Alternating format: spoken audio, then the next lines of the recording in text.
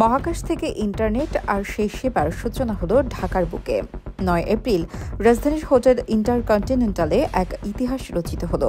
প্রথমবারের মতো বাংলাদেশে পরীক্ষামূলকভাবে চালু হলো স্টারলিংক স্যাটেলাইট ইন্টারনেট সেবা। বাংলাদেশ ইনভেস্টমেন্ট সামিট 2025-এর তৃতীয় দিনে এই যুগান্তকারী সেবার উদ্বোধন করেন দেশের প্রধান উপদেষ্টা ও নোবেলজয়ী ড. মোহাম্মদ ইউনূস। সেখানে তিনি শুধু একটি প্রযুক্তির সূচনা করেননি, তুলে ধরেছেন এটি ভবিষ্যতের সম্ভাবনা।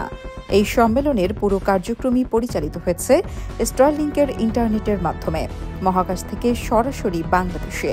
এমন প্রযুক্তি যা আগামী দিনে দেশের প্রত্যন্ত অঞ্চলেও উচ্চগতির ইন্টারনেট পৌঁছে দিতে সক্ষম। সম্মেলনে অংশ নিয়েছে চীন, কোরিয়া, সুইজারল্যান্ড, যুক্তরাষ্ট্র সহ একাধিক দেশের ব্যবসায়ী প্রতিনিধি দল। তারা আগ্রহ দেখিয়েছেন দেশের অবকাঠামো, প্রযুক্তি, বিদ্যুৎ ও শিল্প খাতে বিনিয়োগে।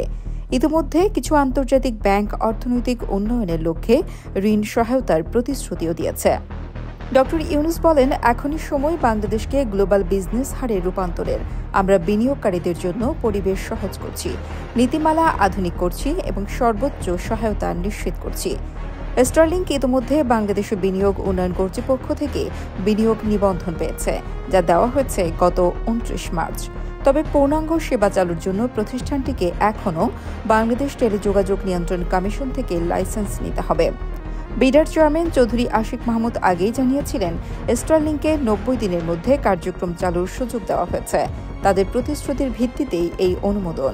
দক্ষিণ এশিয়ায় চলতি বছর স্টারলিংকের প্রথম বাণিজ্যিক যাত্রা হয়েছে ভুটানে। এবার সেই ভবিষ্যৎ বাংলাদেশের দরজায়। এই এক পদক্ষেপেই বদলে যেতে পারে দেশের প্রযুক্তি খাতের দৃশ্যপট, খুলে যেতে পারে সীমাহীন সংযোগের নতুন দিগন্ত। এখন প্রশ্ন একটাই, আমরা প্রস্তুত তো?